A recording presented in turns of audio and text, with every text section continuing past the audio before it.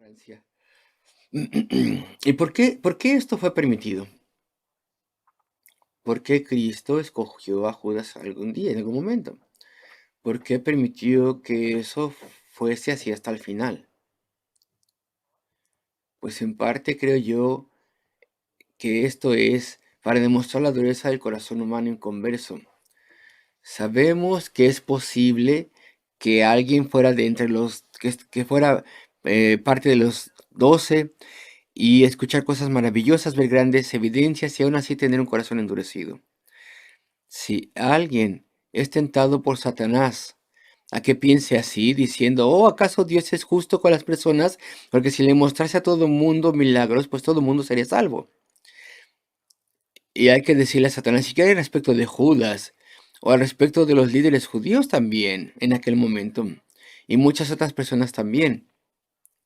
Pues no, Judas nos muestra nuestro corazón, el corazón humano, y cuán duro es, a menos que la gracia de Dios obre en nosotros, a menos que la gracia de Dios lo suavice, y lo quebrante, y lo humille.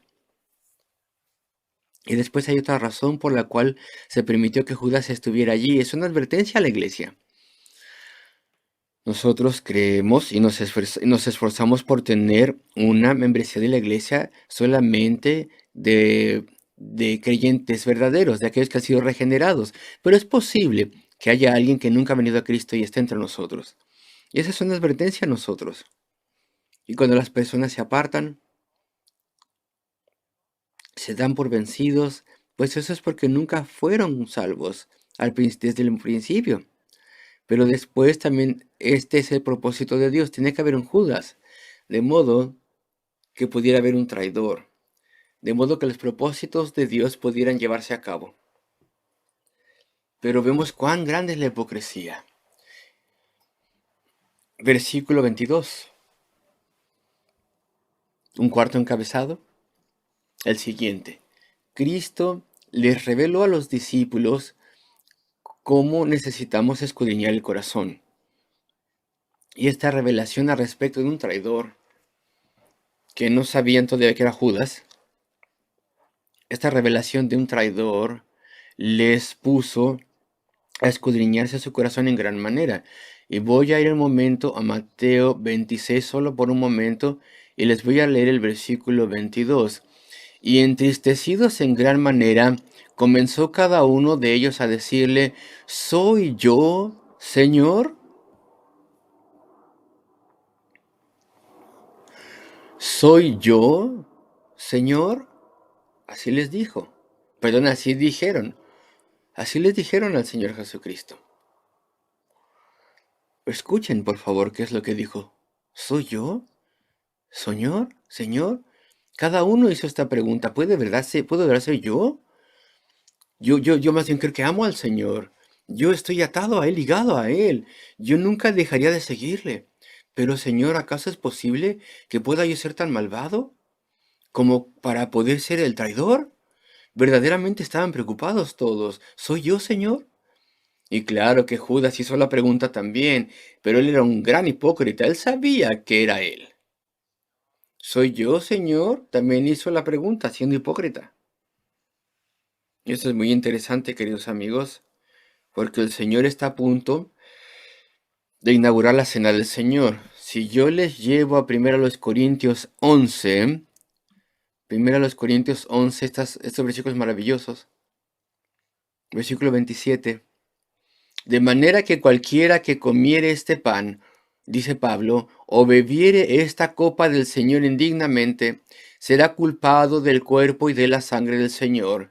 Por tanto, pruébese cada uno a sí mismo y coma así del pan y beba de la copa. Porque el que come y bebe indignamente, sin discernir el cuerpo del Señor, sin discernir el cuerpo del Señor, juicio come y bebe para sí. Por lo cual, dice aquí que cada uno se pruebe a sí mismo antes de venir a la cena del Señor. Y el apóstol Pablo, ¿de dónde sacó todo esto? Cuando uno lee Mateo, Marcos y Lucas, uno no ve nada de esto. No ve que las personas tuvieran que examinarse a sí mismas. Y claro que esto viene del Evangelio de Juan. porque justo antes de la cena del Señor, el Señor hace que cada uno de ellos se pregunte, Señor, ¿soy yo? Y entonces hay autoexaminación. El Señor los llevó a tener una profunda autoexaminación justo antes de que se inaugurase la primera cena del Señor. O perdón, antes de que se inaugurase la cena del Señor. Señor, con toda certeza no seré yo. Con toda certeza yo no seré aquel que haga eso. Y dijeron en sus corazones, Señor, en las palabras de un escritor de himnos, Señor, toma mi corazón. Señor, tómalo, séllalo, séllalo a partir de tu corte celestial en lo alto. Toma mi vida, toma mi corazón y obra de tal forma que yo nunca te traicione, que yo nunca te abandone, que yo nunca te deje. Justo todo esto sucedió antes de la primera cena del Señor. El Señor sacudió a los discípulos y los llevó no solo a examinarse, sino a comprometerse. Y me pregunto si nosotros como creyentes hemos hecho esto siempre, verdaderamente comprometernos con Cristo. Deberíamos hacerlo antes de cada cena del Señor. Señor, tómame una vez más. Toma mi vida, Señor, y que sea consagrada, Señor, a ti. Toma cada momento de mi vida, toma mis días, tómalo todo, y que yo nunca te rechace. Si alguien dice, ¿quieres enseñar una clase? Lo voy a hacer, Señor, claro. Si alguien dice, ¿vendrás con nosotros a visitar a la comunidad? Señor, sí, yo lo haré. Nunca voy a rechazarte, mi Dios. Si yo puedo hacerlo, lo haré, lo haré. Te doy mi vida, Señor. Te doy mi tiempo, Señor. Te doy todo de mí, Señor. Eso es lo que los discípulos hicieron, queridos amigos. Señor, ¿soy yo? Me entrego a ti. Entonces se escudriñó el corazón de los discípulos, escudriñaron su corazón.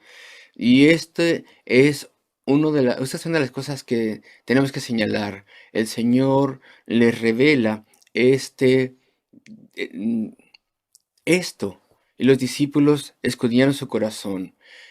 El Señor les revela este deber que tenemos en la vida humana, en la vida cristiana, perdón. Y versículo 22, entonces los discípulos se miraban unos a otros, pero el griego es un tiempo continuo. Entonces los discípulos siguieron mirándose unos a otros. No es algo que se haya terminado en un instante, y sin lugar a dudas siguieron escudriñando sus corazones. Y versículo 23, y uno de sus discípulos al cual Jesús amaba, estaba recostado al lado de Jesús, es decir, Juan. Acuérdense que no tenían mesas, se reclinaban en donde estaban, se reclinaban en las comidas, y Juan estaba enfrente del Señor. Entonces Cristo, por así decirlo, miraba a la parte de atrás de Juan. No había contacto entre ellos, pero se expresa de esta forma. Estaba recostado al lado de Jesús. La espalda de Juan daba hacia el pecho de Jesús. Evidentemente no se estaban tocando, porque no hubiera habido espacio para poder levantar la comida, tomar la comida y poderla poner delante del rostro para comer. Así que había una pequeña distancia entre cada uno, pero así es como se expresa. Y Juan era aquel que estaba allí, es el discípulo a quien Jesús amaba. Y Simón Pedro vio que Juan tenía ahí cerca al Señor, y versículo 24 y le dice, pregúntale quién es. Y Juan le pregunta, Señor, ¿quién es? Y el Señor de forma curiosa responde, versículo 26, responde, a quien yo diere el pan mojado, esa porción, aquel es. Y mojando el pan lo dio a Judas Iscariote. Y esto se hace de tal forma, de modo que se sugiere que solamente Juan lo sabía. De modo que el Señor no respondió de forma verbal a Juan, sino simplemente le dijo, te lo voy a mostrar. y lo hizo con una señal. Y el único propósito que había allí es de modo que Juan pudiera ser el único que lo sabía. Y puede haber una razón práctica en esto, porque si todos los discípulos lo hubieran sabido inmediatamente, ¿cuál hubiera sido su reacción? ¿Hubieran arremetido contra Judas? ¿Hubieran reaccionado de alguna forma? No. Judas tenía que poder hacer lo que iba a hacer. De modo que el Señor le dijo solamente a Juan. ¿Y por qué le dijo a Juan? De modo que Juan le pudiera decir a los otros después. Y entonces todos supieran que el Señor Jesucristo en todo momento sabía lo que pasaría. Y que de hecho Él estaba guiando todas las operaciones, si tú quieres, todas las cosas. Y le dice a Judas, lo que tienes que hacer, hazlo ahora. Hazlo pronto. ¿Acaso no es sorprendente? El Señor les revela algo que no hubieran sabido, que Él era soberano sobre todas las cosas. Incluso determinó el día y el momento de su traición. Judas lo hizo, claro, a partir de su propio corazón malvado, pero es el Señor el que determinó cuándo sucedería. Y eso significaría mucho para los discípulos.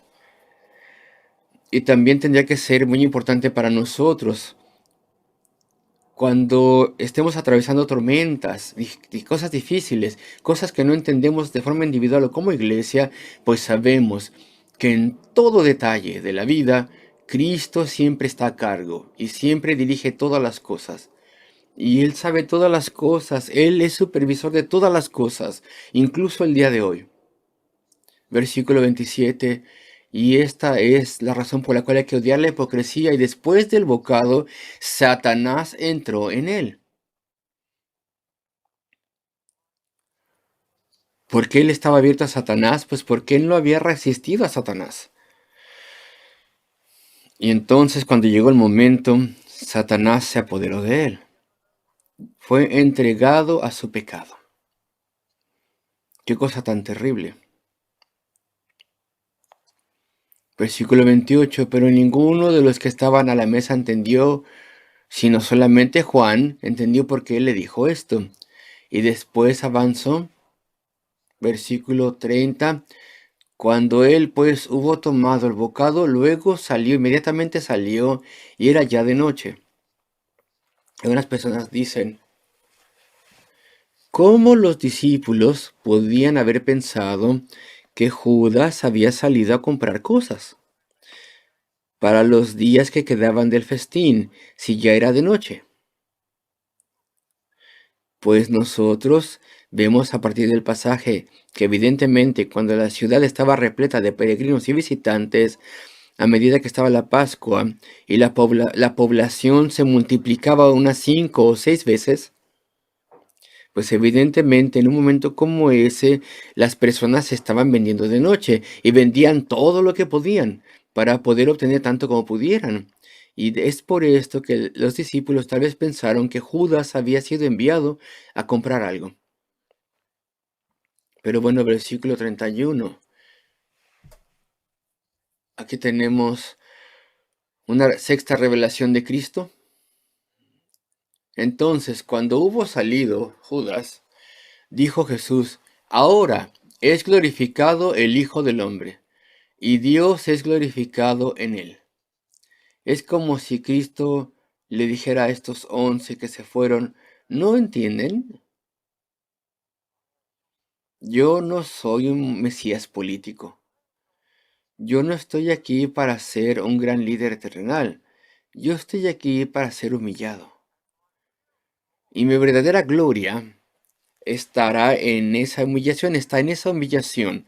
Esa humillación será la gloria más grande imaginable, porque en esa humillación moriré por millones de pecadores y les compraré la vida eterna para que la disfruten. Compraré el nuevo cielo y la nueva tierra para ellos y produciré un futuro eterno. La iglesia cristiana y el más allá, yo aseguraré verdadera gloria para mí mismo como el Hijo de Dios y al Padre. Y será evidente, y vosotros veréis todos los atributos de Dios en mí. Mi amor,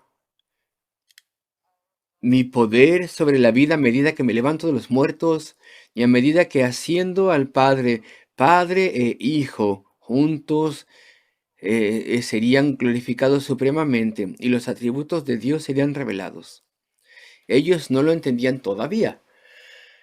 Lo entenderían, claro, después del Calvario lo entenderían. Él nos dijo que esta era su glorificación. Ahora es el Hijo del Hombre glorificado. El versículo 32 lo repite. Si Dios es glorificado en él, Dios también le glorificará en sí mismo. Y enseguida le glorificará.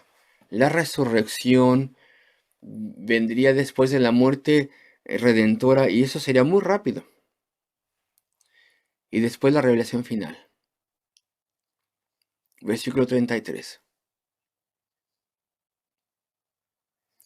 La revelación de la iglesia futura.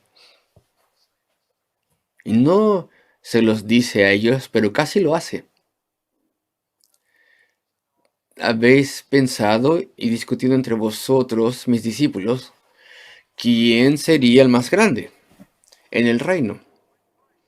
Cuando Cristo se deshaga de las fuerzas romanas y disponga esta tierra, perdón, en justicia, en gloria, en su administración aquí en la tierra, se dan cuenta, pensaban que él era un Mesías político. ¿Cuál de nosotros será el más grande? Y les dice, su futuro, vuestro futuro por completo es diferente.